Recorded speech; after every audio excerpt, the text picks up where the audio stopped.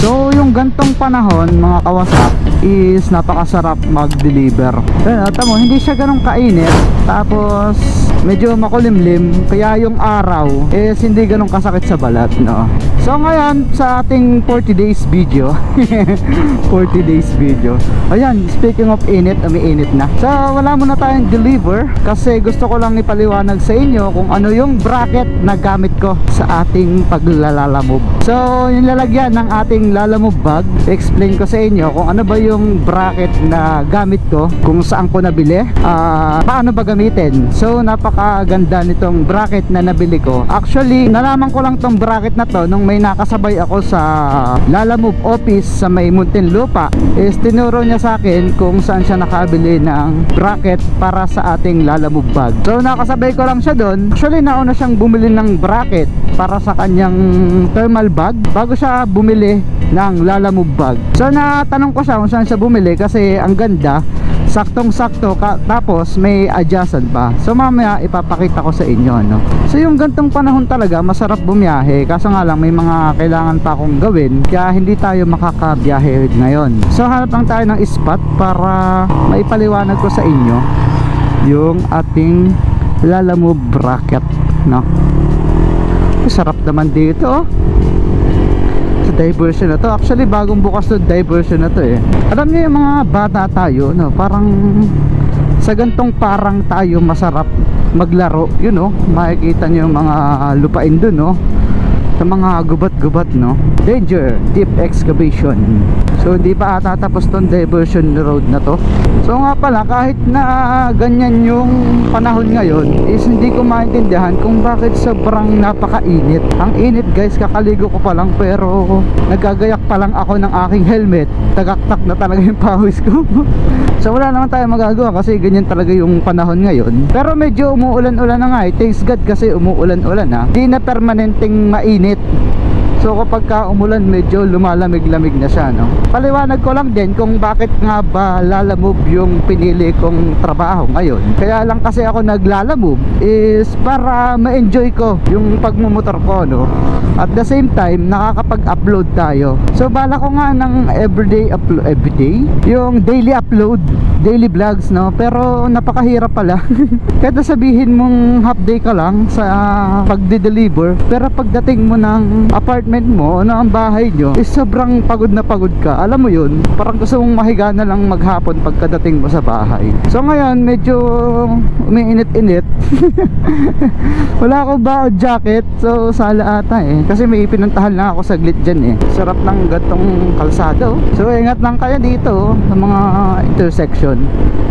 So saan ba ako pwede ma-explain sa inyo? So ito nga pala ang ating lalamove bag, tapos ito yung ating bracket. So tanggalin ko lang sa inyo at pakita ko din sa inyo kung paano ko sineset up ang aking lalamove bag. Napakatibay niyan guys ha. Nagkarga ako dito ng halos 20 kilos. Nung minsan yung mga pizza yung dala ko na frozen, ang dami niya talaga, halos puno tong ating lalamove bag. Is wala naman siya naging problema. Ang galing niya sa tagtag. Yan. So guys, ito yung ating lalamove bracket. Ano bang tawag dito? Basta bracket ng para sa ating thermal bag, which is itong size ng lalamove. Hindi ko lang kung anong size ito ha. Basta dito sa ipapakita ko sa inyong Shopee account ba yan? Or Shopee Mall? Or basta dito sa binilhan ko, is piliin nyo na lang ay yung for lalamove. Tapos antayin nyo yung reply ng seller, kasi tatanungin niya kung anong bracket ang gamit nyo para magawa nila ng ewan ko, tornilyuhan ata sa ilalim, parang pinaka washer niya. Kaso nga lang sa aking point kasi DC, ano bang ito, DC monorack, yung sa banda niya dito, yung bracket niya sa ilalim is hindi siya pantay. Sabit siya dito sa magkabilang to. Kaya ang ginawa ko, yung gamit ko sa aking top box, ang ginamit ko na bracket sa ilalim, no? Ito kung makikita nyo. Tapos ang kagandahan nito guys, napakatibay niya.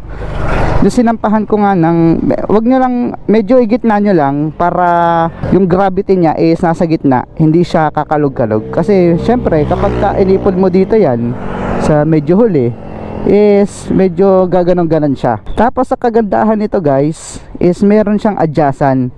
Ito kunyari medyo mabigat yung ikakarga nyo, tapos nag-aalangan kayo na baka tumiwarik patalikod, is pwede ito adjustan papunta sa unahan.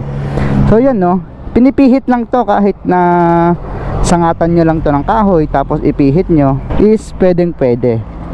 So ito, yun lang naging problema ko dito, pero wala namang kaso yun. Wala kasi akong grinder sa apartment para tabasan yung gilid.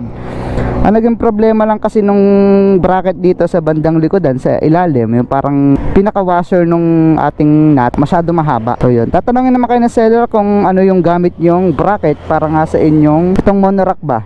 Para sa inyong bracket ng pang Lalamove. So paano ko ba i-set up to? So madali lang. Ay nga pala, pag bumili kayo may libre na siyang tornilyo ha. Tapos paano nga ba i-set up to? Madali lang guys. Ilalagay nyo lang dyan ang inyong Lalamove bag. Tapos kung mapapansin nyo, may lock to na dalawa sa bawat corner. So yun lang naman ang ginawa kong lock. Ginawa ko dito. Yan lang oh. Ilalock nyo yan. Pantay ko kaya muna kasi hindi tayo magkaigi eh. Susuklot nyo muna lahat. Tapos make sure na nakalabas to, itong ganto, para mailak nyo ng ayos at walang sagabal. Ang ginawa ko kasi guys is medyo mahigpit para hindi siya kakalog-kalog kung sakaling may madami kayong dala, no?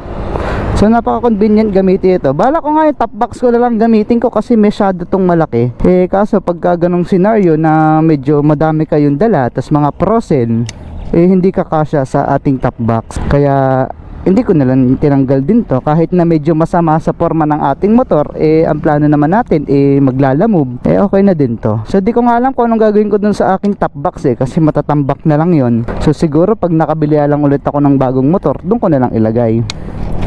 So yan, tapos itong mga nakalawit na to guys, is tinatali ko lang dito. Kahit isang isang buhol lang, para hindi lang siya lumaylay, kasi delikado yan kapag napahid ng hangin tapos sumabit sa mga truck, ganon, madidisgrasya kayo. Tapos itong mga nakalawit na to, ganon din, inilalagay ko lang dito guys sa may pihitan, sa may adjustan ng ating bracket. Nakasuot lang, di naman na siya matatanggal dyan guys, kasi napakatibay na nitong lock na to. Ito ay pang paikli lang nung mga nakalawit na tali. O yan, simple as that lang mga kawasak. Tapos ang kagandahan dito sa ating Lalamove bag ay may cover para sa ulan. So yan, yan ang itsura ng ating top box, ng ating Lalamove bag tsaka Lalamove bracket. Napakatibay niyan guys oh. Kinaragahan ko nga yan ng halos 20 kilos na frozen pizza, pero wala naman ako naging problema.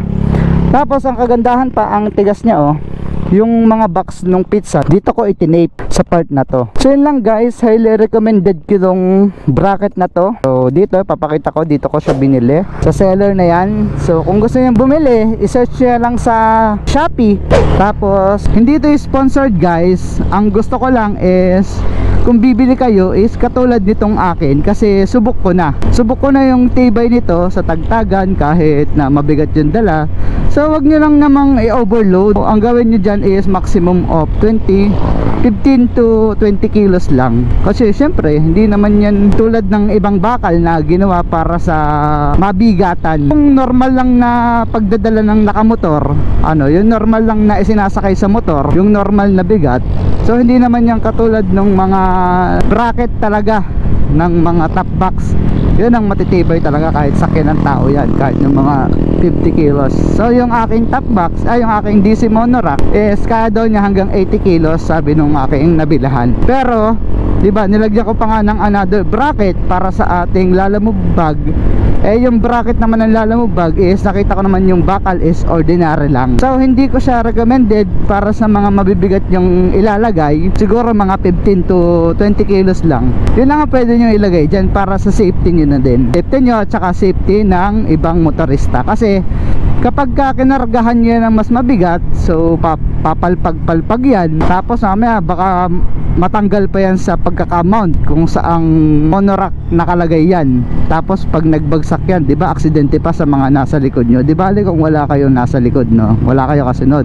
So recommended ko din yung DC monorack kung sa tibay ng bracket, diba, yung pinaglagyan ng ating bracket ng Lalamove bag. So kung sa tibay lang ng pagkakapitan niya, sa DC monorack. Actually nung naka top box ako, ang bigat ng top box ko, tapos nilamnang ko pa yan ng, ang bigat din ng laman, halos nasa 50 kilos ata nung tinimbang ko yung top box ko.